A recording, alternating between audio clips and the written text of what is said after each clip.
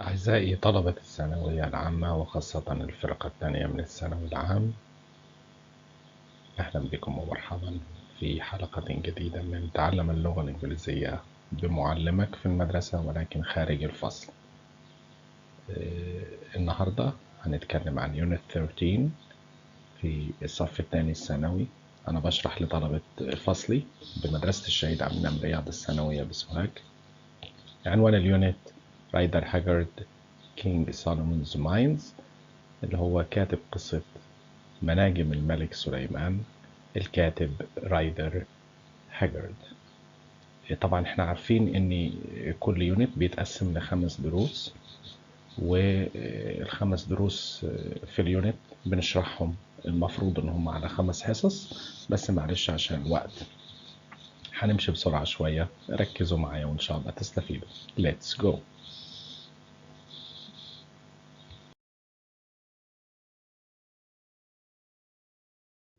بيتقسم كذا درس. اهم حاجة بقى في الدروس كلها اللي بيحتويها اليونت دي، عايزين نعرف ايه اللي ممكن احنا بنتعلمه من اليونت ده. اول حاجة في الليسننج for just and for detail guessing the meanings of unknown words. بنتعلم يعني معنى، نسمع محادثة. الأول بنعرف ملخص عن المعلومات، وبعد كده بنحل تمرين أو بنعرف معلومات أكتر. الجزء الثاني في اليونت اللي هو الجرامر. هنتعلم في الجرامر بتاع الدرس ده prepositions after nouns, verbs and adjectives. أما الريدنج بيتكلم على reading to check what you know and for specific information. هنقرأ ونتعلم بعض المعلومات المتخصصة بها.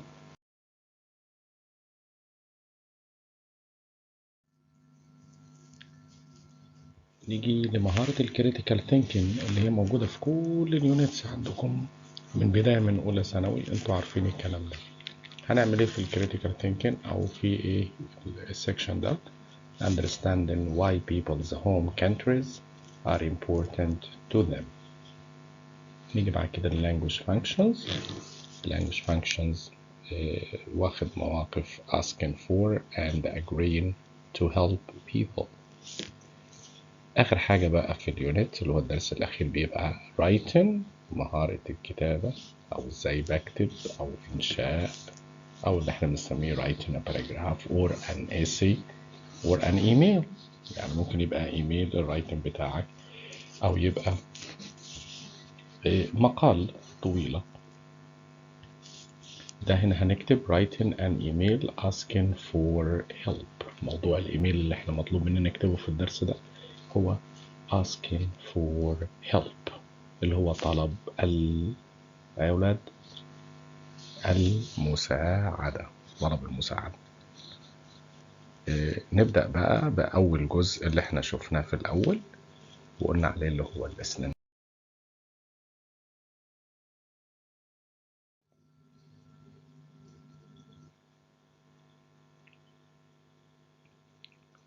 بصوا كده يا أولاد، هنشوف بعض الصور، وعايز أسأل سؤال بسيط بس عن الصور دي. لو أي حد فيكم راح من مكان أو من بلد أو من دولة لدولة أخرى أو لمكان آخر يعيش فيه، خاصة لو كانت في بلد بعيدة، هيبقى طبعا الجو مختلف والناس مختلفة والبيئة مختلفة، مش كده؟ طيب look at the pictures and discuss in pairs.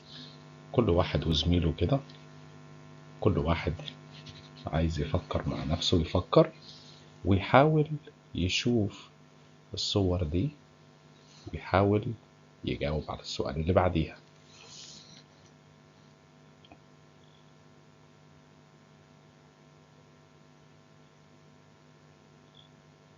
شايفين يا أولاد الصور؟ What do you think of these pictures? The first picture here، دي خريطة لمين؟ دولة إنجلترا. شايفين البيئة؟ شايفين؟ This is a climate. Climate did this. هو اللي بيعمل كده. And here شايفين دي دولة ايه بقى في قارة افريقيا؟ ايوه South Africa. برافو. دي طبيعة البيئة فيها. هتساعدني كتير خالص الصور دي في الإجابة على السؤال اللي جاي. انتبه مع بعضين، شوف السؤال اللي جاي ده بيقول ايه. السؤال ده كده مع بعض بعد ما شفنا الصور بتاعت انجلترا وساوث افريكا. How do you think that someone's life would change if they moved from England to South Africa? سؤال مرة تانية. How do you think that someone's life would change if they moved from England to South Africa? في بعض الكلمات أو الأفكار ممكن نستخدمها وأنا بجاوب على السؤال ده. For example, think of food, climate, and animals. Food, climate, and animals. Okay?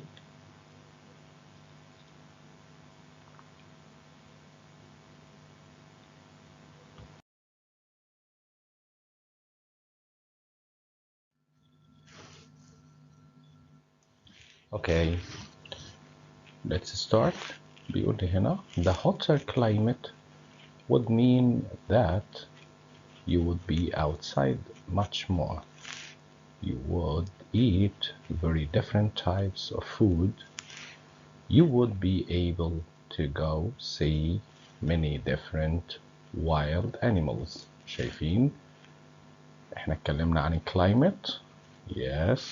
الطقس. ولو انا غيرت مكان معيشتي بقى من بلد لبلد هقابل ايه؟ different types of food. طبيعي. الأكل هلاقي أصناف مختلفة من الطعام، وكمان أشوف different wild animals. Okay, let's move to the next.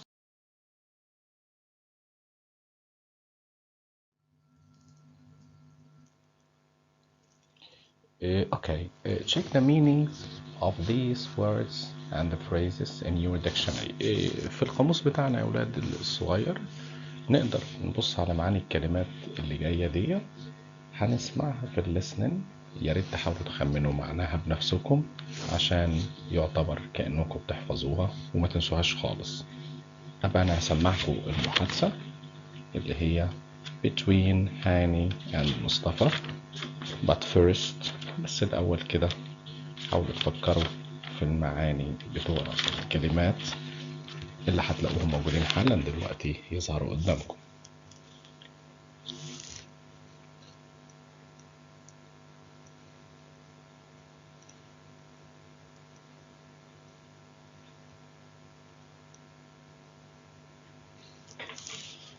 Okay, we have got here bestseller, reform,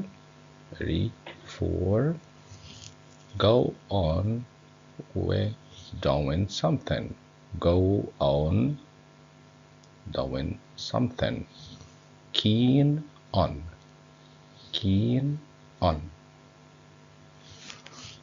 Once more, مرة تانية. bestseller, reform, go on doing something, keen on. Okay, let's start.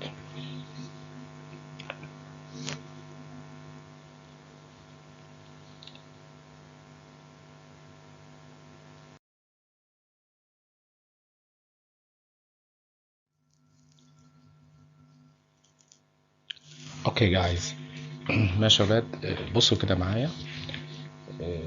دي المحادثة. Listen to a conversation اللي جاي اللي أنا هسمعها لكم between two students and match to make sentences about writer Haggard. الجمل اللي هي on the left and we have sentences on the right. بعد ما هنسمع المحادثة between مصطفى and هاني هنوصل الجمل اللي على الشمال باللي يناسبها تكملتها على اليمين. ركز شوية شوف الليسن ده يا ولاد عشان نعرف نحل كده نستفيد. Okay? Let's start. Listen to a conversation between two students and match to make sentences about writer Haggard. Mustafa, did you know we are going to read King Solomon's Mines at school soon? Hani? Yes, I heard. I'm looking forward to that. And for homework, we have to find out about writer Haggard, who wrote the book. Mustafa, what do you know about him? Hani, not much. I know he is not alive, and I think he was English. Mustafa, shall we try and find out more? Hani, okay. Let's look on the internet. There must be a Rider Haggard website. Mustafa, here he is, Rider Haggard, born 1856, died 1925. Hani, so he's been dead quite a long time. What else does it say? Mustafa, well, you were right. He was English. His father was a lawyer, and his mother was a poet. Hani, when did he start writing? Mustafa, wait a minute. Okay. It says he wasn't very good at school, so he didn't apply for university. His father sent him to work in South Africa. Hani, did he stay in South Africa? Mustafa, yes, for a few years. Then he went back to England, married, and had a family. Hani, so when did he start writing? Mustafa, well, let's see. He became a lawyer first, but he didn't do very well because he was so keen on writing. Hani, what were his books about? Mustafa, they were adventure stories which took place in Africa and were about explorers discovering ancient African civilizations. Sometimes the explorers were looking for diamonds. Hani, was he successful as a writer? Mustafa, yes. King Solomon's Mines, which it took him only 6 weeks to write, was a bestseller for a year. Hani, what else did he write? Mustafa, let's see. She, about an ancient African queen, and Alan Quatermain are his best-known other books. Hani, and did he go on working at the same time as being a writer? Mustafa, yes, he worked for the British government. He helped in the reform of agriculture. He also traveled around the world. Hani, I'm interested in learning more about him. Mustafa, so am I. And I am really looking forward to reading King Solomon's Mines. Hani, me too. Okay, guys. This is the end of the conversation. كده انتهت المحادثة. Let's start our exercise here. اوكي، زي ما انتوا سمعتوا كده المحادثة. تعالوا نشوف بيتكلم عن رايدر هاجرد's first job was who can guess the right answer. تعالوا نفكر ونخمن فين الإجابة السليمة.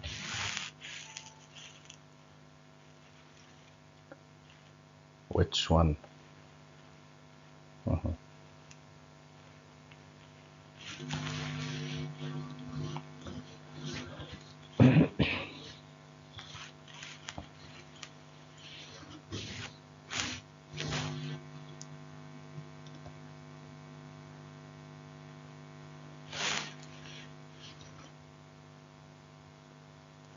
Yes, in South Africa. His first job was in South Africa. His father sent him there. Let's do the next. Letter B. تعالوا نعمل نمرة B. When he returned to England. أكمل. When he returned to England. يا ترى الإجابة الصح؟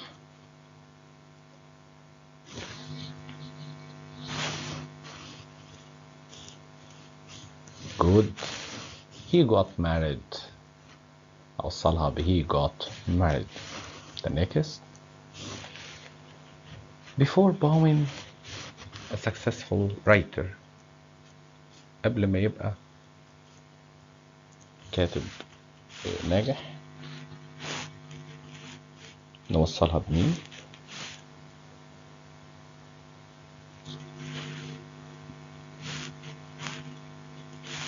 Yes, good. He worked as a lawyer. The next. In some of his stories. في بعض من قصصه. Good. Explorers found all civilizations in Africa. By the way, what the meaning of civilizations؟ هنا يا ولاد كلمة civilization حد يعرف معناها؟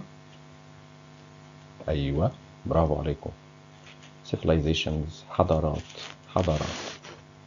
يبقى in some of his stories explorers found old civilizations in Africa. وجدوا حضارات قديمة في أفريقيا.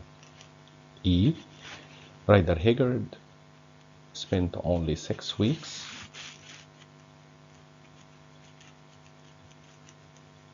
Good. Writing King Solomon's Mines. القصة بتاعت King Solomon's Mines خدت 6 أسابيع وهو بيكتبها. That's incredible. Good. آخر حاجة King Solomon's Mines was popular for a year. Okay, let's move to the next.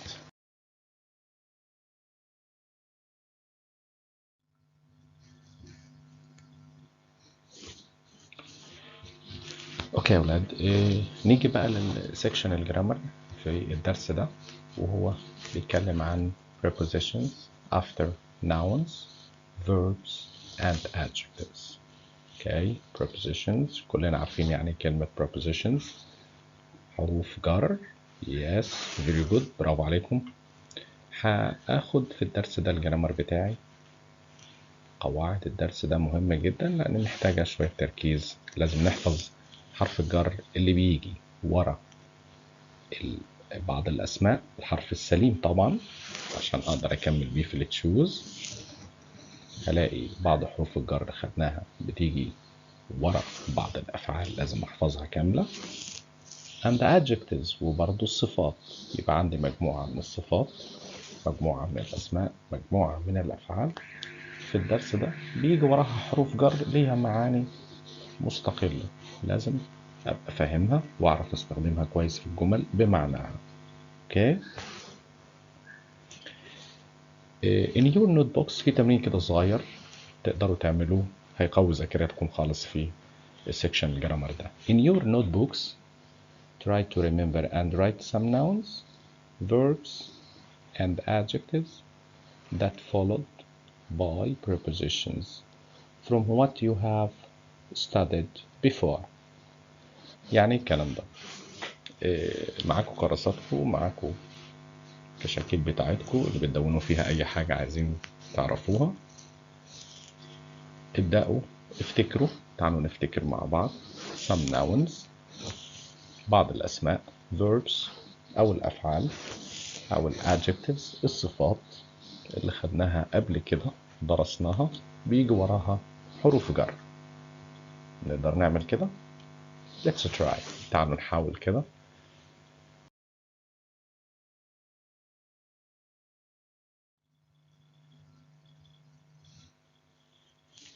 try this, it may help. بصوا الجدول ده يا ولاد، هيساعدكم كتير. ممكن تعملوا حاجة بالشكل ده، نقسمها لجدول زي ما هتشوفوا اهو. مثلا هكتب هنا noun plus preposition، اسماء زائد حروف جر احنا درسناها فعلا قبل كده. وبعدين verb plus preposition، يعني بعض الافعال بيجي وراها حرف الجر اهو، درسناهم دول قبل كده على فكرة كلهم. adjective plus preposition، برضو كل اللي مكتوب ده احنا درسناه، ونقدر نجيب على كده كتير من اللي احنا درسناه قبل كده. مثلا تعالوا نقرا. دي اسمها ايه؟ reason for، reason for، cause of، cause of، advantage of، advantage of. دول احنا اخدناهم في سنة اولى. طيب حد يعرف reason for يعني ايه يا ولاد؟ جود، برافو عليكم. سببا لي او تفسير لي. cause of، cause of، تمام، سببا لي برضه. advantage to، advantage of، ميزة لي كذا. دول لو هم اسماء اللي عندنا، وبعد كده واتبعهم حروف الجر. نيجي نشوف الverbs اللي بيجي وراها حروف جر. come out، خدناها قبل كده. yes come out، ينشر جريدة أو صحيفة أو كتاب أو مجلة. adjectives good at وإلى آخره. طيب تعالوا نشوفوا تمرين صغير. زي ما احنا شفنا الجدول، أنا ممكن أعمله إزاي، وأقدر أحط الناونز في مربع لوحدهم plus preposition وراها حرف جر، والverbs نفس الكلام plus prepositions، والadjectives. طيب الليسننج تكست اللي احنا سمعناها من شوية دي اللي أنا قريتها لكم، هنشوف فيها بعض الجمل دلوقتي حالا موجودة. احنا كل اللي هنعمله بيقول لي underline the noun، هنحط خط تحت الاسم أو الverb أو or الadjective أو الصفة and the preposition that follows وحرف الجر اللي وراها. These sentences from the listening text. منين يا ولاد؟ من اللسنن اللي احنا لسه قاريها لكم أنا من شوية. تعالوا نشوف.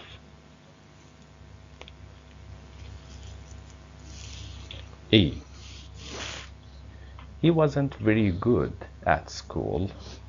يا ترى فين النون أو الفيرب يا ولاد أو الادجكتيف، وعايز أشوف وراها حرف جر، وبعد ما أحط خط تحت الصنف ده اللي هو النون أو الفيرب أو الادجكتيف تحتيهم خط هي والبريبوزيشن بتاعها، عايز أعرف هل هي noun، هل هي adjective، هل هي verb. Let's start. He wasn't very good at school. Yes، برافو، أنا سامع ناس بتقول good at. صح، برافو عليكم. That's right, correct. good at، good at school، good at. طيب good at دي يا أولاد verb plus preposition ولا noun plus preposition ولا adjective plus preposition؟ Yes, adjective plus preposition. Good. The next B. He didn't apply for university. He didn't apply for university. أحط خط تحت مين بالظبط؟ أيوة correct. apply for. apply for يعني apply for يا أولاد. good يتقدم بطلب وظيفة. apply for يبقى ده فعل plus preposition. apply for. the next see. he was so keen on writing. he was so keen on writing. حد لا حاجة نحط تحتها خط. yes صح كده. keen on. keen on. which kind يا ترى؟ keen on noun verb or adjective؟ adjective صح. keen on adjective معناها متحمس لي أو شغوف بممارسة كذا اللي هي writing. D. The explorers were looking for diamonds. The explorers were looking for diamonds. Yes هحط خط تحت looking for. looking for. This is verb. دي فعل ورا حرف جر. looking for. very good صح برافو عليكم. looking for يبحث عن. E. He helped in the reform of agriculture. He helped in the reform of agriculture. Yes reform of.